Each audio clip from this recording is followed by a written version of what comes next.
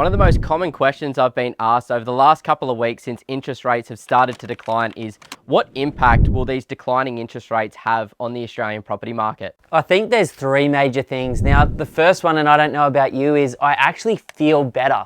I don't want to pay the banks a single extra cent than I need to.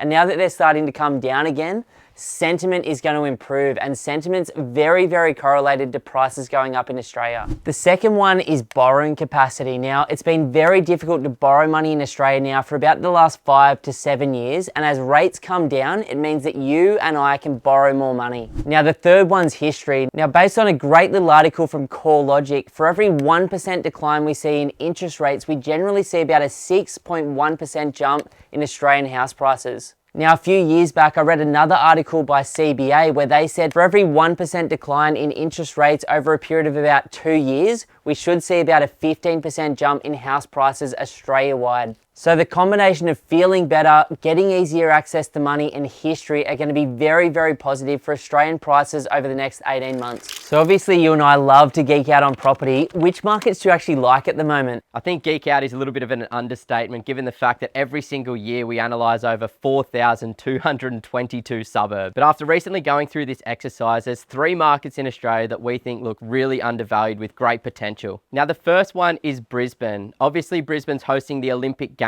in 2032, just 7 short years from now. And we recently stumbled across an article from the Australian Financial Review where they were indicating that the median house price could reach between $1.2 to $1.4 million by the Olympic Games, which is a crazy $400,000 to $600,000 increase in the current median house price. Now, the second market was also in Queensland, up at Townsville, where a lot of those underlying fundamentals that drive property prices up look extremely strong at the moment. It's a market that's got great economic diversity, it's got a lot of population growth, there's a ridiculous amount of public and private spending on infrastructure projects and new housing developments, and the Australian Defence Force expects Townsville to be the biggest base in the country in the near future. Now, the third market is Melbourne. Now, I know a lot of you might be thinking, Melbourne, nobody's really talking about that right now, but after reviewing over 532 suburbs against about 30 different key performance indicators, we found about 18 suburbs in the Melbourne market that look chronically undervalued right now. The 2025 looks like a great year for all of those 3 markets. A lot of young first-time buyers have a lower budget,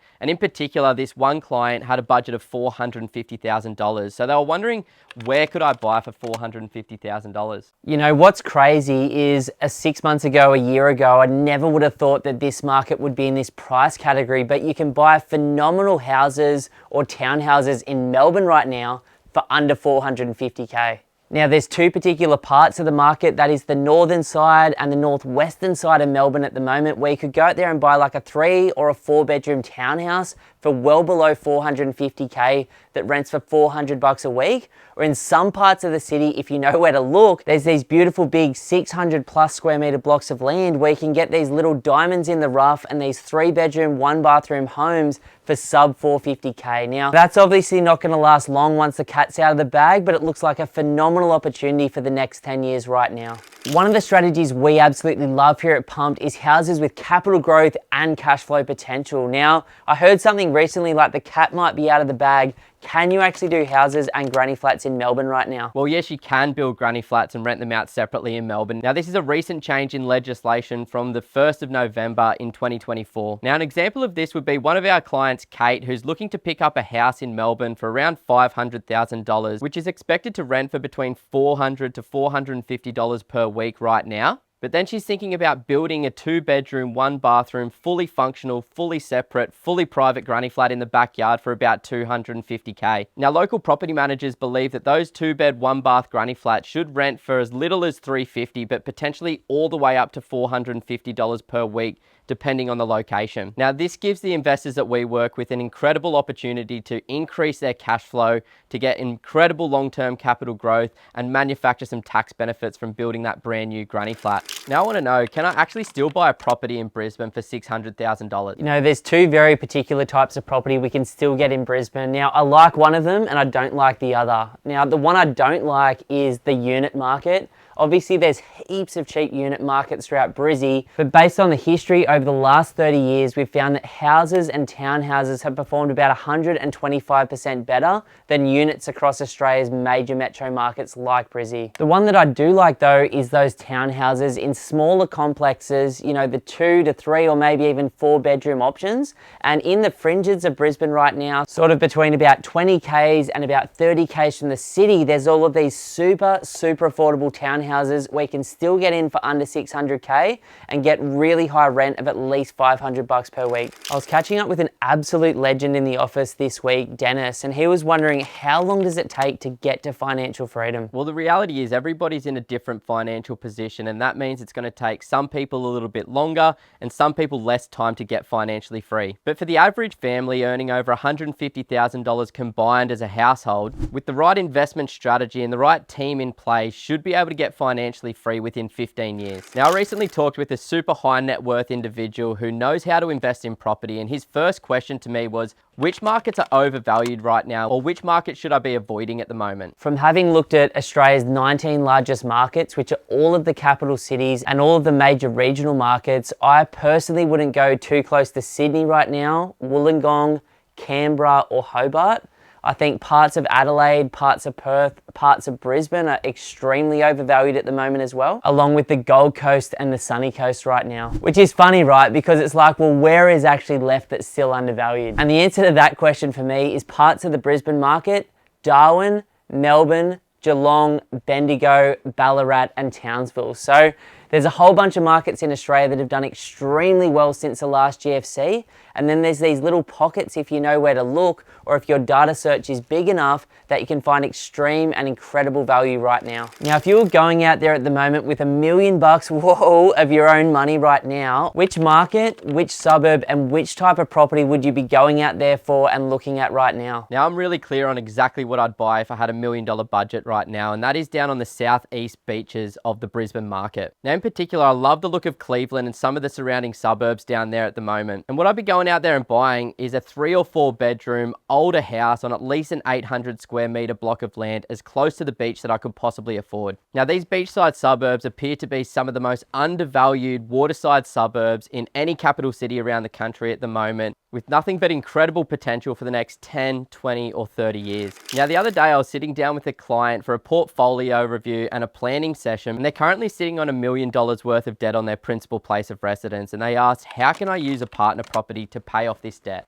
Now, I wasn't sitting on the call with you, but I can imagine the way that you answered it. And that is, if they go out there and buy one more $1 million property as a partner property with the intent to hold it for the next 15 years, and over the next 15 years, it goes from $1 million growing by 5% per annum to $2 million, and then they sell that property at that time and they pay the tax and they pay all of the entry and exit fees, they're still going to be left with a huge chunk of cash in the bank, and they can use that maybe 700 grand that they've got left over at that time to pay off whatever's left on their home loan in the future. And this is a strategy that you and I have used really well to pay off big chunks of our home much faster without having to work 30 or 45 years to get rid of that debt. You know, you've been investing for a little while now. Do you have any tips and tricks on how to pay off your mortgage faster? Now, this is a question that I ask my mortgage broker every single year because I am hell-bent on getting that debt paid off as soon as possible, especially on my principal place of residence. Now, what she said I should do is, instead of paying your mortgage on a monthly basis, you should actually do it on a weekly basis. And the reason for this is there's obviously 52 weeks in a year,